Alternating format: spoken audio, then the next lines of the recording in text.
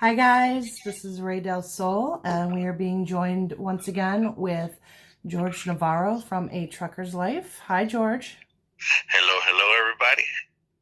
how are you? I'm doing wonderful. About yourself? I am well, thank you. For those who caught George's live tonight, you know it's going to be late right now. What time is it, George? It is 11, Your time. 11 Central, 11 Mountain Time. Yeah, so it's midnight here. I'm a little low key, and George has been driving all day, so this is definitely going to be low key. But we are here, and we'll be fine. I've got my big cup of coffee. That's a cup. That's a mug. That's a mug of coffee. Yes. Well, we will toast our coffee then, because I have a cup of coffee in my hand as well. Wait till you see it. It's as big as my hand. I'm ready. I'm ready. But this is the best time that we have to get together. You're parked. You're down for the night. And I took a nap this afternoon, so I'm good. We're good. So we're here today to talk about, the subject matter is signs, symptoms to look for in depression, and also the subject of suicide. Yes. Do you remember where we left off last time, George? I do not. Can you refresh my memory? We went over the signs and symptoms, and you spoke a little bit about your cousin. Right. I actually wanted to ask you a question about that. Now, you had said that when it happened, you just kept asking why. Right. Do you mind talking about that a little bit? Well, it was more. It was more why on my part. Like, why did I have to be a part of this? Mm-hmm. You know, why was it? Why did it happen now? And I started also feeling real guilty for the situation, just because of things that were said that night. No arguing or anything like that. Mm-hmm. It was all encouragement, because he was going to start trucking school for a major trucking company the next couple of days, and that's what we were celebrating. But things got a little sentimental towards the end, and I started, once he left and I got that phone call, and things happened, I started asking that question myself, like, why? And then I also thinking about, like, why did he actually do it too? So It was on both ends. So can we talk a little bit about what you went through? Well, yeah, I went through a long period of guilt, of just feeling guilty, because of, like I said, there was things that were said that night, and I felt that what I said that night had something to do with his decision on taking his life. Mm-hmm. Later on, I figured out that it was going to happen regardless. Mm-hmm. Yeah, he had it in his mind that regardless it was going to happen.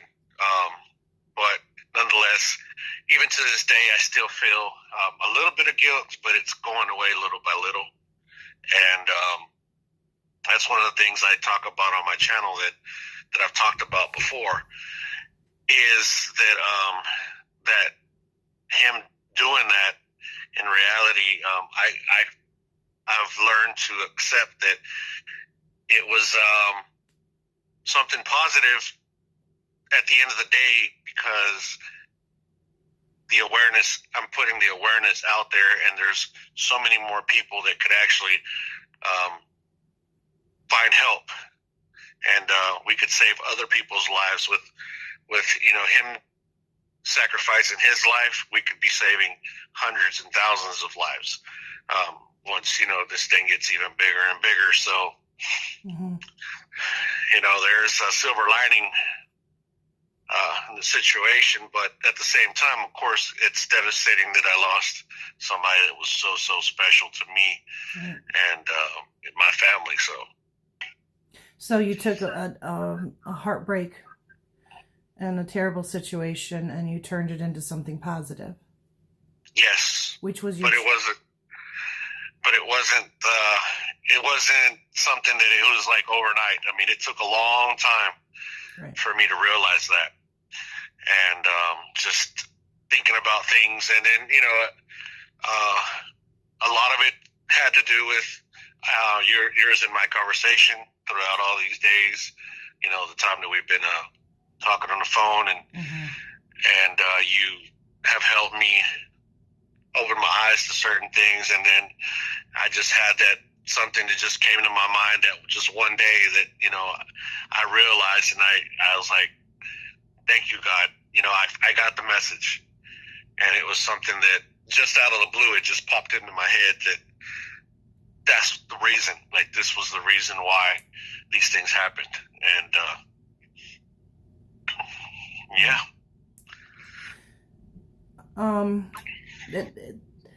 The way that we talked about things, we're not going to really be able to talk about on this video. And the main thing that I can only stress to people that are going through the situation that George went through is the hotlines that I gave. They are also for family members. Use them. Use them. There are resources there for you to use. Seek help. You're not alone. You're not alone. If you feel like you're alone, it's because you're not reaching out. And if you're reaching out and you're not finding the help you need, you're not reaching out to the right place. We're giving you the numbers for the right place. Whether you're suffering from depression, you're having thoughts of suicide, you're dealing with someone, a loved one who has depression, or you've lost someone to depression, or suicide. These people are there for you. They're there for you. George and I are not professionals. We're not doctors. No. We've just had our lives touched by this subject matter, and we're just trying to get people to go get the help that they need. Yeah. And that they deserve. And going back to me realizing that things were for the reason. This reason was on my channel. I have gotten a few testimonials of a few people that have told me that they appreciate what I have been putting at the end of my videos, because they have had these thoughts, and they have been able to kind of take this and as a sign for them to continue living and continue fighting for life. And that's just been to me, that was the thing. I was one morning, I was looking through my messages and I had this one specific one that I was reading it, and I teared up. I teared up as soon as when I started reading this, and I couldn't finish reading it. I had to give my phone to my wife for her to finish reading it for me. And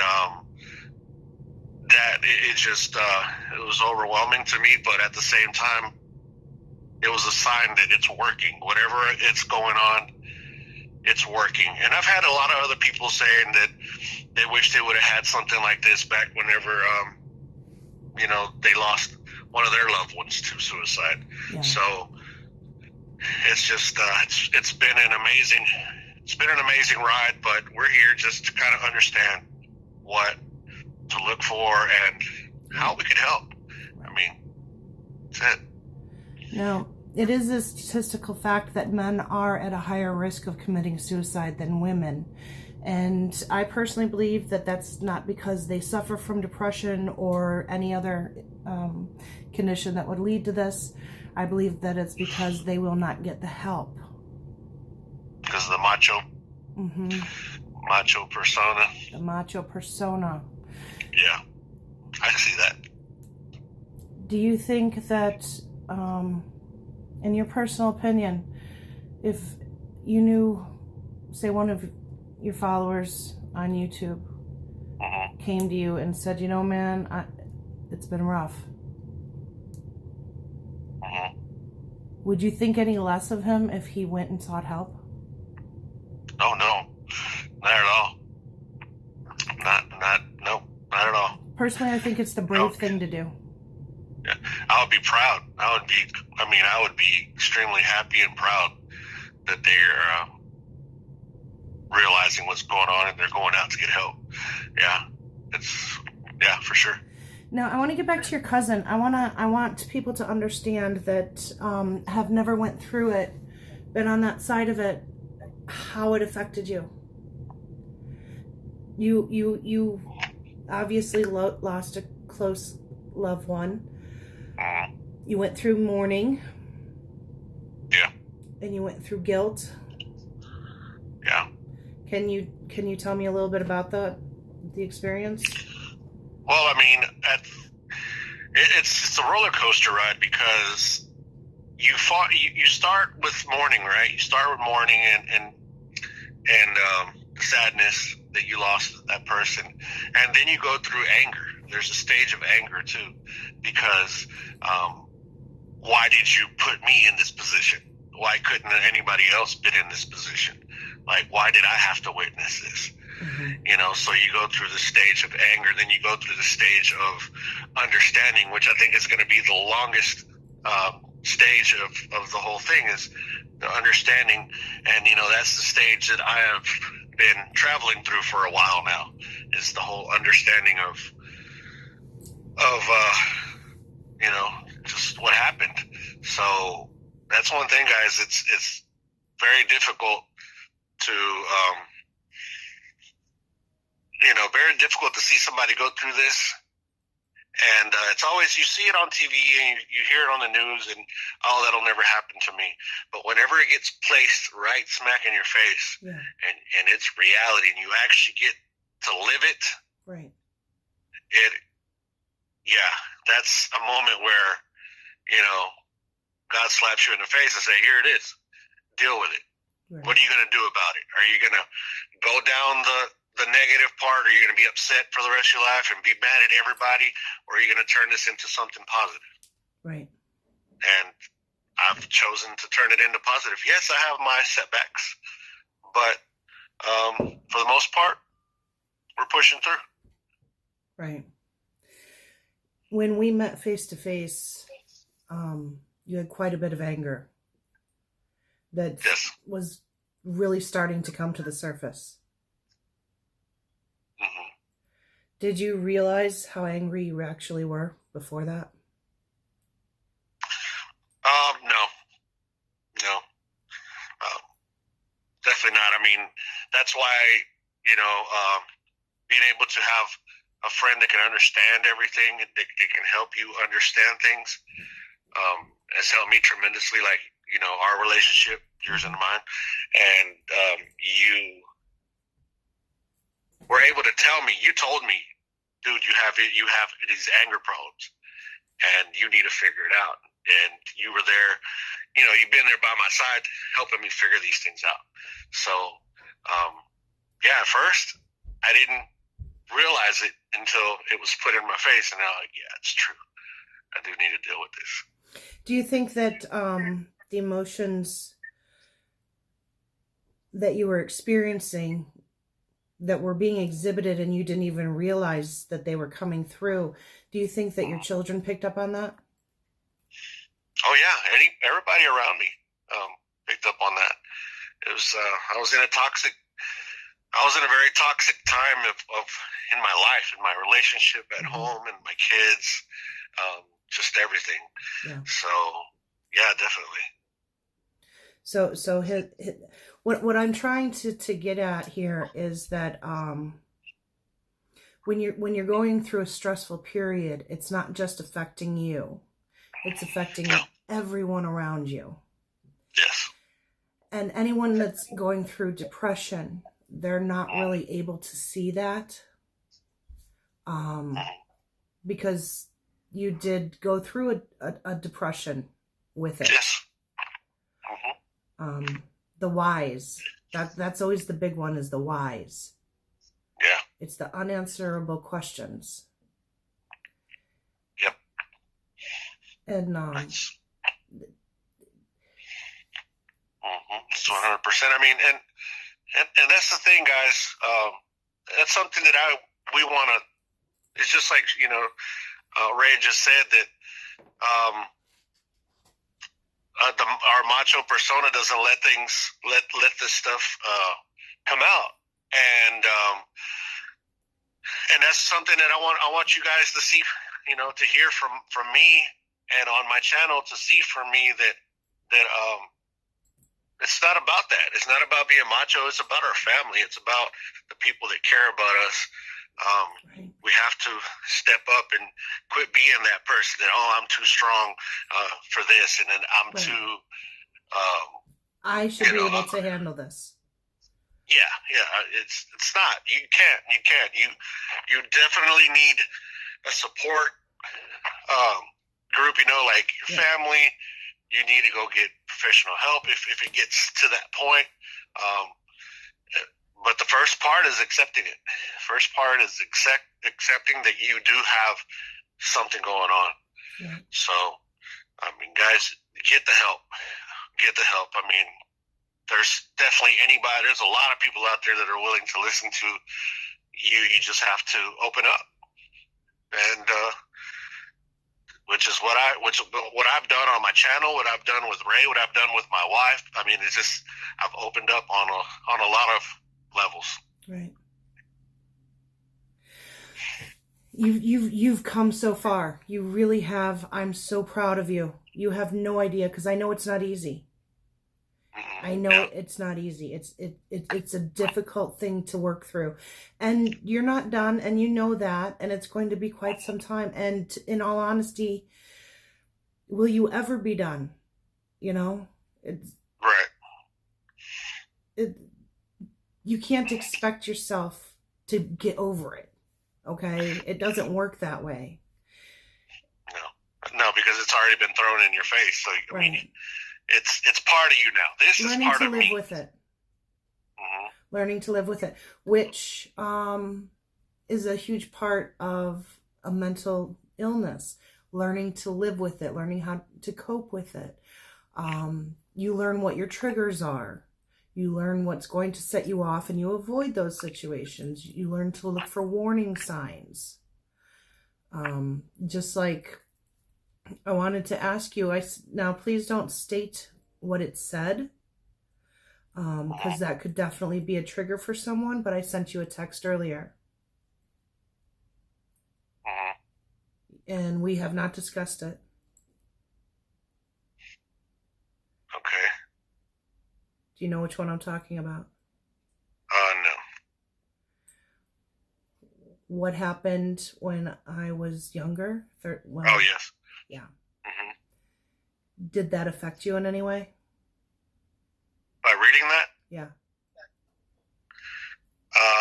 Well, it was really just out of the blue. Like, I wasn't expecting it. And then when I saw it, I was like, wow, okay. It just put a little more substance into our relationship as far as getting to understand you more as well. There's so much about people that we know and we love and we care for, but we don't know. I will never know your whole story. You will never know my whole story. Correct. But as long as we're there for each other and are willing to open up to each other, no one's going to know you. No one's going to ever know everything. It's just not possible. I was really surprised by how much it hurt for me to say that to you. Yeah. To tell you. Mm-hmm. It's not really something that I discuss. Right. Um, Yeah, I can see why not. it was a very, very painful time in my life. Yeah. But when it came down to it, Mm-hmm. I had the sound, my mind was sound enough where I could say, I don't want to put my husband at the time, I didn't want to put him through that experience. Right. I didn't want him coming home and finding me dead. Yeah. You know? Right. And to have a loved one do that, and it affects so many more people than what they think. You know, because I absolutely did not think about anyone else, you know? Right. I wasn't capable of going outside of myself that far. There was too much pain inside. It's like a wall, and you've walled yourself in. It's like this big wall, and you can't get through it. You can't get through it. Yeah.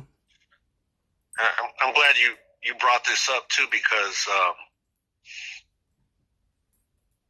a lot of times when we are thinking about harming ourselves too, like you just said, you don't think about nobody else but you, right? Right. And a lot of the times when we're trying to, I know, for example, like my cousin, he was trying to hurt somebody, just one specific person. He was really trying to hurt, and but he didn't think about his, I don't think, thought it out. I know he thought about his kids, but I don't think he thought it out. And he left 4 kids and his mother and sister and everybody grieving in pain, cousins, and just everybody, right. And he's gone, but all of us have to live with this for the rest of our lives. Right. And I know his kids, for a fact, have to live with it for the rest of their lives. Yeah. So, and it's my hope is that we get the word out there to get to people before they get that wall up where they can't even see that far. Yeah. And the family members, everybody, especially the children, I hope that they, if they have not, that they will, get some group therapy. There's so many wonderful organizations for people that have been through so much, where it's people just like you, people who understand, children who survived parents who committed suicide, brothers, sisters, friends, or have someone in their life that has a mental disorder, a psychotic issue, that there's a lot of resources out there for the family members and the loved ones as well. And the family members and loved ones, you guys need to take care of yourselves. You need support just as much, because you don't have to do it alone. If you're doing it alone, it's by your own choice.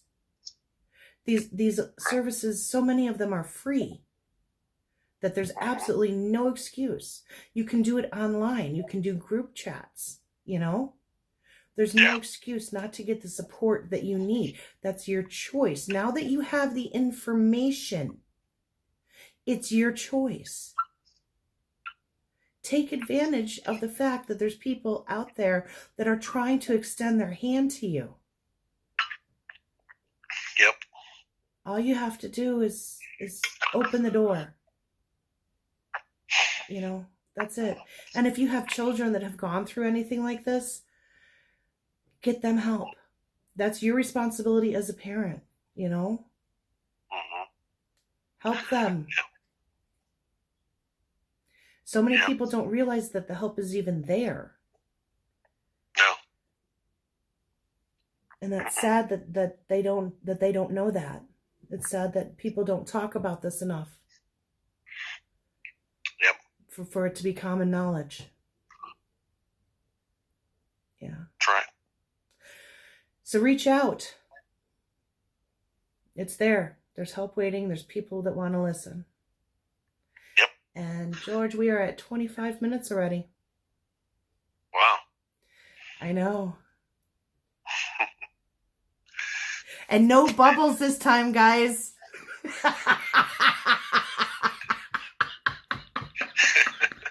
I swear, no bubbles this time. No bubbles. Oh my God. I freaked out when that happened, and then it was too late and I couldn't take it off. Oh, so no bubbles this time.